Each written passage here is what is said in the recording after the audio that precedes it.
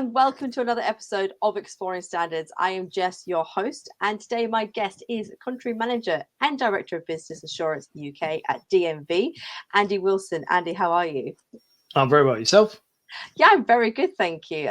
Thank you for joining me on the podcast. I really appreciate it. Pleasure. Thank you for having me. Wonderful. Before we get into any further into the podcast, I will do a small disclaimer, and I'm just going to say that Assent is an independent consultancy firm, and we do not recommend any particular certification body. With that being said, today our episode is all about certification, in particular DNV's approach to certification, the trends we're seeing in certification in the industry at the moment. But before we start all that, I have to mention something really exciting, which is that DNV recently won an award. You did the UKConsulting Certification Body of the Year award, which was actually the People's Choice Award, which I think that's really exciting. So how was that for you guys? Yeah, I think it's great. I mean, for us, any sort of external recognition of all the hard work that all the team do is great. And we made a big deal of that on LinkedIn, etc. So really pleased, really proud. Yeah, I think it was fantastic to see it. Must have been for you guys to have, as you said, all your work recognised from your clients and whatnot. And I just think that's amazing. So congratulations on that. Thank you. So can you tell us a bit more about DNV and your role at DNV and everything about DNV, please? Of course I can. Yeah, sure.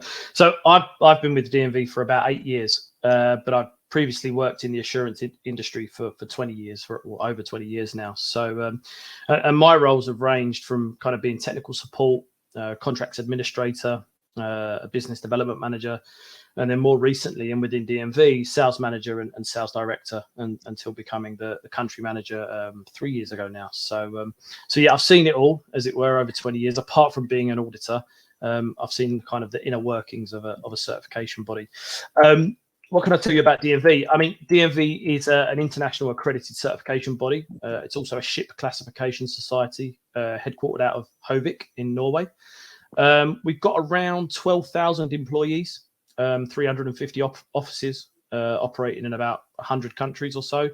And we work in multiple industries. But I'd say where we're well known or better known is maritime, oil and gas, renewables, energy, aerospace, automotive, food and beverage, and healthcare. Just to name a few. Just to name a few, yeah, there's quite a lot there, but that's across all the business areas, to be fair. And that brings me on nicely to the business areas. So we have 5 within DNV. So there's maritime, energy systems, SCPA, which stands for Supply Chain Product Assurance, digital solutions, and finally business assurance. So it's a large organisation with lots going on. Business assurance is one of the world's leading certification bodies, DNV Business Assurance, that is. Our offerings now consist solely around management system certification, training services to approximately 70,000 customers. So it's a big operation. Wow, that is huge. That is huge. So you've given us a lot of information about what DNV is. Can you tell us a bit more about your approach to certification then? Yeah, so having been in the industry for over 20 years now, I've seen various approaches to certification. And of course, any UKAS or equivalent accredited certification body is adopting an approach that is acceptable. So the key for us at DNV is how do we differentiate ourselves from the market? And there's many unique tools that we pride ourselves on in DNV. And that's what I really wanted to share with everyone today. There's just 3 that I want to highlight that I feel really add value to an audit. And we include it in every single one of our audit offerings. So you don't have to pay extra for these items. So the first one is risk-based focus areas, which is a bit of a mouthful, but in my opinion, it's a bit of a game changer when it comes to audits. It's something that DNV did long before I joined, but immediately upon hearing about it when I joined, I actively kind of sought to promote it wherever I could. So for each client we certify, we ask them to identify areas of risk within their business to kind of act as a focus area during the audits. But if they share that perceived risk with us as their certification body, it then allows us to create these heat maps as an output of the audit, if you like, to show the degree of control they have in that area. Okay. If it's green, of course, we take it out of focus. but if it's red or amber, we keep it in there, and obviously the client works towards improving the control of that item. So for me, when I came into DNV and heard about that, I really wanted to, shout from the rooftops about that, because for me, it's a really, really unique selling point, for want of a better word. There's the next one I should say is Lumina, which is a software tool that provides kind of instant, if you like, insight into your management system's performance. So through the tool, you can identify kind of improvement paths. You can benchmark versus competitors, all anonymously.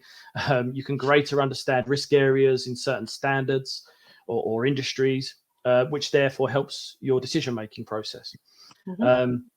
So we're able to do this by analysing around 2.5 million audit findings. So we've got 70,000 customers, as I mentioned earlier. So that really helps us and is the main component behind the benchmarking. And last but not least is eAdvantage, which is another software tool that is basically a customer-friendly view into our CRM tool.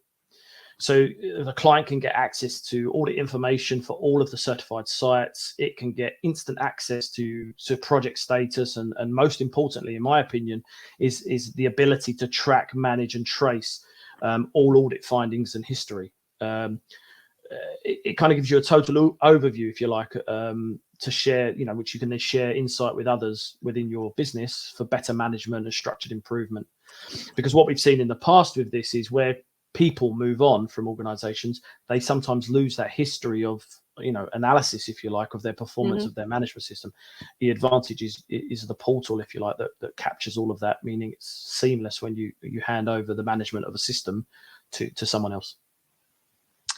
Wow, that was amazing. I will put some links in the show description to find information about these. But thank you so much. What sort of trends, or what are the most significant trends you are seeing in the industry at the moment? Yeah, it's a really, really good question. And I suppose post-COVID, there's been a real shift in where we were, I suppose, before COVID. Some of these things were certainly on our radar, but they've, fast-tracked, if you like, to the now. Blended audits is the first one, which is a combination of on-site and remote. Prior to COVID, everything was on site typically. So as we move on from that time, we've really embraced this growing expectation of a blend of remote and on-site audits to formulate this audit plan. And where credible, and I think that's a key word, we encourage our auditors and clients to try and utilize that approach. Okay. So that would be number one. Number two is technology, and it kind of runs hand in hand with blended audits to some extent. We're seeing newer approaches from organizations as they digitalize. So we have to adapt to that, but also we're going through our own digital journey. And so we have to anticipate that, things like artificial intelligence plus other remote technologies are going to formulate the future of our industry in the coming years. And we need to be, if you like, ahead of the curve on that. And I'm proud to say DNV are right up there in terms of certification bodies at the front of the technology kind of or digitalization journey that I've seen from others. And the final one, again, is a post-COVID effect, if you like, is consolidation of certification. So what I mean by that is the after effects of, if you like, of COVID are still being felt by many businesses. And one of the trends we're starting to see more often is this consolidation of certification. It's often driven by an acquisition or a merge of two or more organizations. And these, of course, provide great opportunities for our industry because, there's a bigger organization to go for. But I think what's important and what we've seen is it's really important to support companies on that journey of amalgamating systems. They're never the same. Okay, if you take one company one and company two and put them together, very rarely are their management systems aligned. So we have to be patient, flexible, so that we help the organization through that without it jeopardizing their certification at that time. I just want to go back to what you're saying about blended audits. Yeah. Has that been positive for you guys? Absolutely. I mean, it was a must during COVID. I mean, we wouldn't have survived without a remote option. And, we have to thank our accrediting bodies for being as flexible at that time to help us continue as a business, and our clients, of course, because they also had to, react really quickly to be able to work with us. Our auditors who had to, go from one approach that they've been used to for all of their lives to suddenly a new approach. So huge respect to everyone that went through that process across all the different elements I mentioned there. For me, it's a massive positive. From a work-life balance for both our clients and our auditors, I think that's a huge piece that we can take into account. It's much more pragmatic. There are cases in the past where our auditors would be sat in a room looking at documents. You think, well, that can be done anywhere these days. But I think credible, as I mentioned earlier, is the key element here. If an audit from an on-site perspective is needed due to health and safety, environmental, information security implications, then of course let's do it right. Let's go to the site. Let's make sure that the organization is adopting the right controls and processes to remain compliant. But in cases where what we're asking to audit at that time can be delivered remotely, then let's take advantage of that, because I think it's a benefit for everyone in the long run. I think so too. I think it's fantastic, and I like to see that certification bodies are taking that on board. So that's brilliant. So final piece of advice for our listeners who are going for certification, what can you give us? Yeah, no, it's a good question. I had to go back in time a little bit to when I was a BDM and out there, talking to many clients. And I think the message is seek support where applicable. And this is something I used to say to all of my clients back in the day, as it were. So, of course, where an organization maybe has an employee who has implemented a management system before, from scratch, if you like, and had that system successfully certified, of course, they probably have the right credentials to do so again. But in cases where an organization doesn't have that expertise, certification body support can only stretch so far. For example, training, we can deliver training, we can do a gap analysis of a management system prior to audit, but we are not allowed to consult and help build a client's management system. It's a conflict of interest, as people probably know. It's like marking your own homework, right? So we can't do that. So in the cases where we see a lack of knowledge or resource, or there isn't even a management system ready to audit, I would always urge clients to consider seeking out an organization to support with the implementation of the management system. And also consider keeping that organization around from a supporting perspective, the ongoing maintenance of the system. Organizations like yourselves are where we would point customers towards, not isolated. We usually give them 2 or 3 names and let them make that decision as to who they should move forward with. But for me, in order to support that journey, it's really important that we understand our prospect or our client at where they are in that journey, look at their competence, look at their capacity, and identify which of the options we have available, which is typically consultancy, training, gap analysis, which one fits best for them. So either talk to your certification body as early as possible, or your desired certification body as early as possible in the process, and seek that support where applicable. Perfect. Obviously I'm going to say I like that, coming from a position of a business that provides that support. But I think it's very true, having that back support, having a management system is quite a big project. And if you have no knowledge of it, it can get quite overwhelming quite quickly. Oh, absolutely.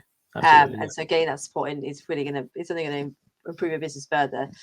So thank you so much for listening to today's episode. If you have enjoyed it, please remember to give us a 5-star review, leave us a rating. It really, really helps the podcast. I will be back with another episode in a couple of weeks. But for now, thank you very much, Andy. I hope you have a lovely rest of your day. Thank you very much.